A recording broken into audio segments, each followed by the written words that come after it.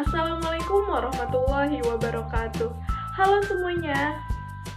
Nah, hari ini kita akan belajar mengenai sel volta. Kira-kira ada yang tahu apa itu sel volta? Sel volta merupakan sel elektrokimia yang dapat mengubah energi kimia menjadi energi listrik.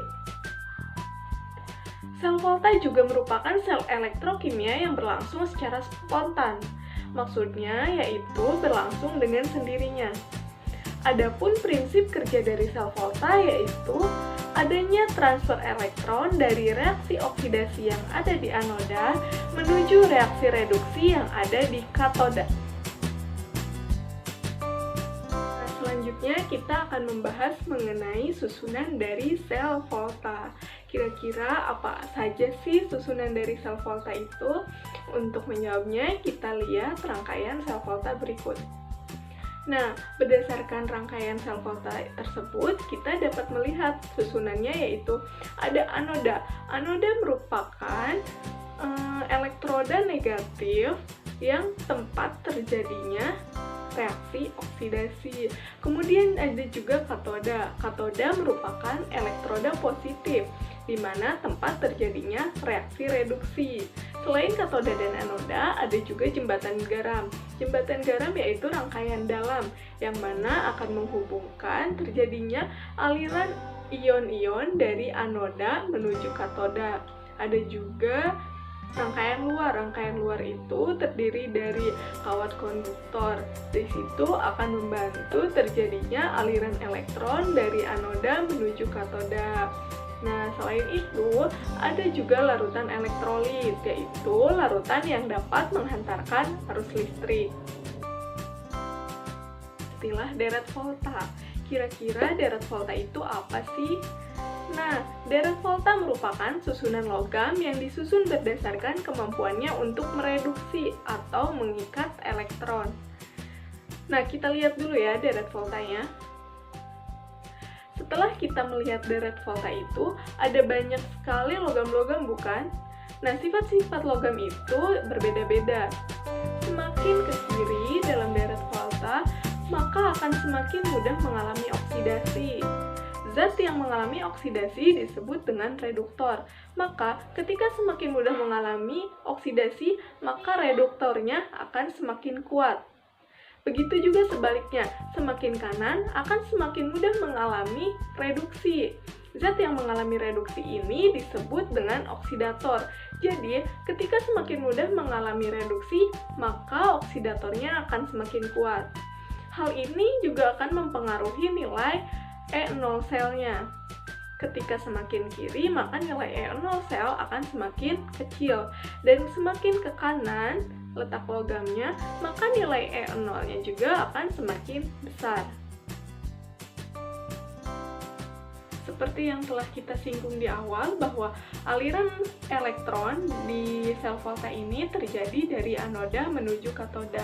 Adapun reaksi yang terjadi itu, di anoda itu terjadi reaksi oksidasi, sedangkan di katoda itu terjadi reaksi reduksi. Nah, kemudian untuk penulisan notasi sel dalam sel volta itu dituliskan dengan anoda, terus kemudian ion anoda, ada ion katoda, kemudian katoda yang dipisahkan oleh garis-garis. Kan anoda garis 1 yang menunjukkan perbedaan fasa, kemudian ion anoda dipisahkan lagi dengan garis 2 yang menunjukkan jembatan garam, kemudian ion katoda, garis 1 lagi, kemudian katoda. Lalu bagaimana cara menentukan nilai potensial sel dari sel volta? Adapun rumus yang digunakan untuk menentukan E0 sel atau nilai potensial standarnya yaitu E0 sel sama dengan E0 dari katoda dikurangi E0 di anoda. Atau jika kita melihat dari deret volta, maka bisa menggunakan E0 yang lebih besar dikurangi E0 yang lebih kecil. Selanjutnya kita akan membahas contoh soal. Nah, dalam contoh soal ini diketahui potensial elektroda aluminium dan perak sebagai berikut.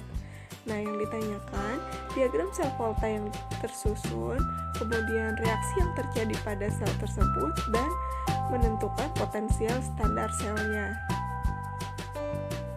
Untuk menjawab soal A, seperti yang kita ketahui bahwa di anoda terjadi reaksi oksidasi, yang mana nilai E0-nya akan lebih kecil dibandingkan dengan nilai E0 yang berada di katoda yang mengalami reaksi reduksi.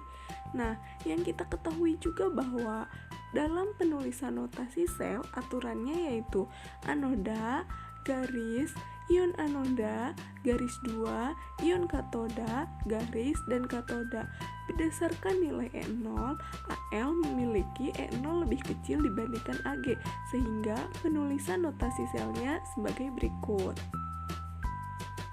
Selanjutnya, untuk menjawab pertanyaan B, maka kita ketahui di katoda itu terjadi reaksi reduksi, di mana terjadi pengurangan bilangan oksidasi, dan di anoda itu terjadi reaksi oksidasi, di mana terjadi kenaikan bilox atau bilangan oksidasi, sehingga dalam reaksi sel tersebut terjadi reaksi reduksi dan oksidasi seperti tercantum berikut.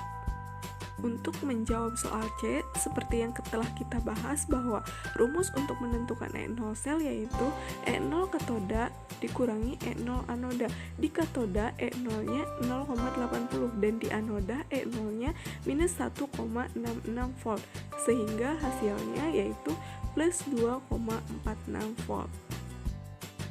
Nah, cukup sekian penjelasan dari saya. Kurang lebihnya mohon maaf. Wassalamualaikum warahmatullahi wabarakatuh.